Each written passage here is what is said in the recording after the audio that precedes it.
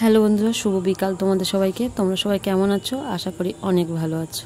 তো চলে এসেছি আরও একটা ভিডিও নিয়ে। আর ভিডিওটা আমি একদম রাস্তা থেকে, মানে আজকে একটা না 3টে রেজিস্ট্রি ছিল, তো এই যে কাকুর সাথে এসেছি।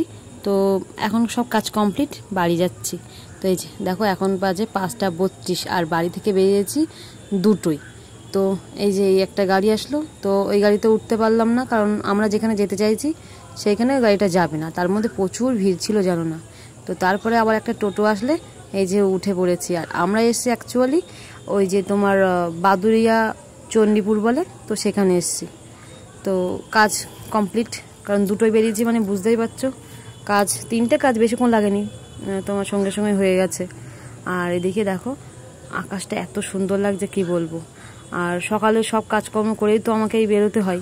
এই কাজটা জানো তোমার আর কি প্রায় 3 মাস মতো পর আমি যাচ্ছি, যাওয়ার কথা 3 মাস আগে। আর এদিকে আমার চোখ মুখের অবস্থা দেখে বুঝতে পারছো। হ্যাঁ, তোমরা হয়তো বলবে কানের নেই কেন, কারণ এত গরম লাগছে আর আমার এত অসুবিধা হচ্ছে, আমি কানের খুলে রেখে দিয়েছি।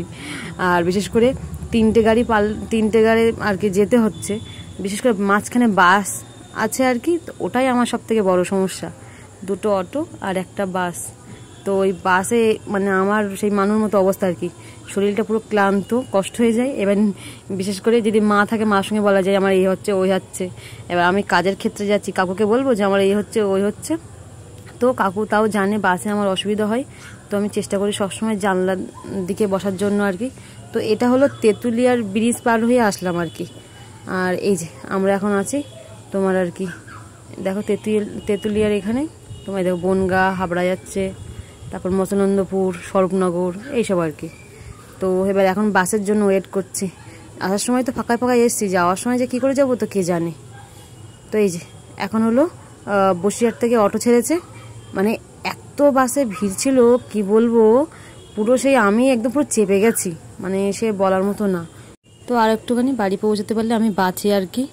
বাড়ি আসলাম এইমাত্র, আর এখন বাজে কটা দেখো, বাবারে লাইট বাড়ানো দেখা যাবে না।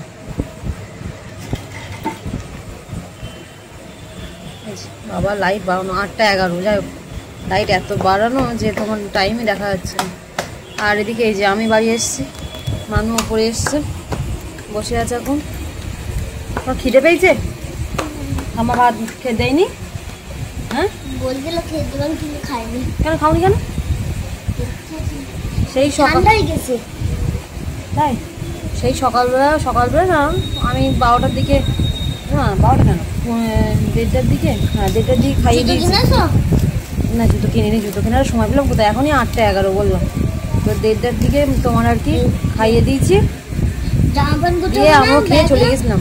দুপুরে তো রান্না করিনি, গোছাবো দাঁড়াও। তো চলে গেছিলাম তোমার আর কি। আজকে প্রচুর কষ্ট হয়ে গেছে মানুষ, জানো আমি কত ভিড় ঠেলে ঠেলেতে বাড়ি আসলাম।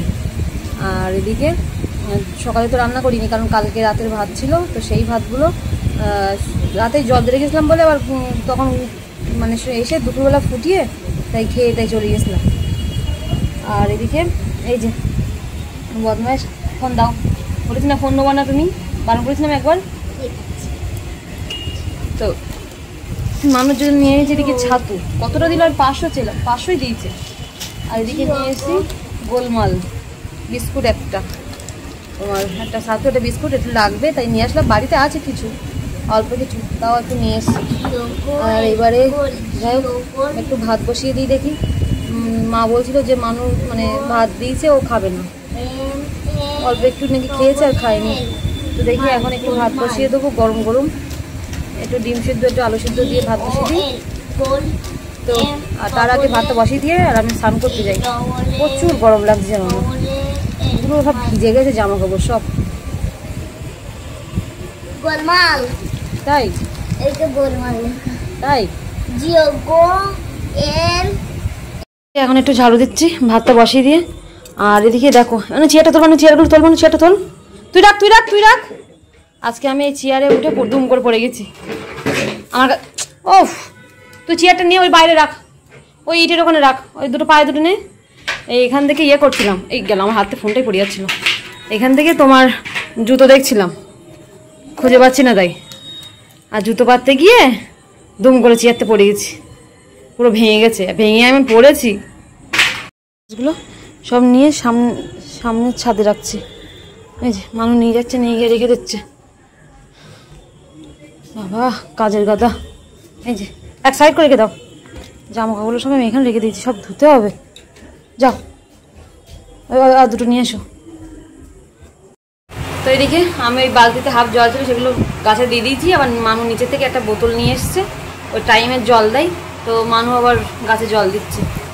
আর এদিকে ওই পড়ে যাওয়ার কারণটা কি শোনো, জুতো আজকে হঠাৎ করে তাড়াতাড়ি করে বাড়ি এসছে, যেই বাড়ি এসে উঠতে যাবো দেখি জুতো ছিঁড়ে গেছে।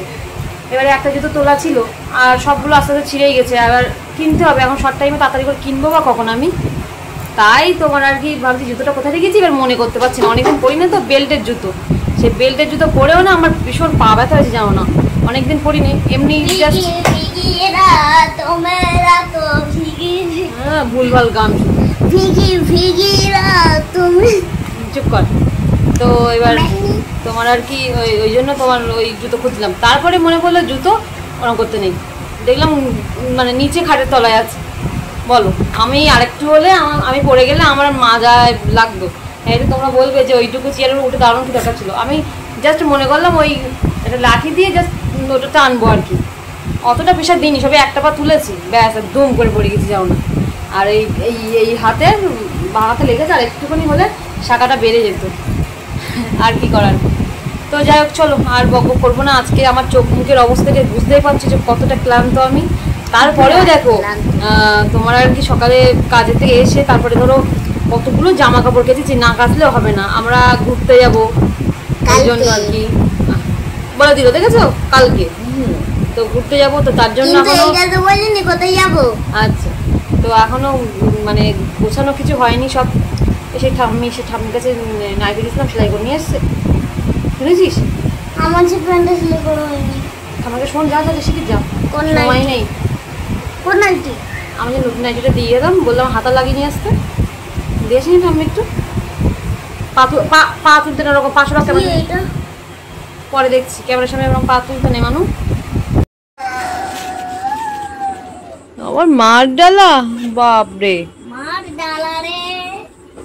তো এইদিকে এখন জামা কাপড়গুলো গুছিয়ে নেবো, এদিকে সেই তখন কাচাকুচি করে গেছিল মেয়েগুলো সব, মা দেখছি ভাঁজ করে রেখে গেছে। এই তোর প্যান্ট নাকি এটা, নাকি চুড়িদার? তোর চুড়িদার। তোর তো? হ্যাঁ ওটা আমার।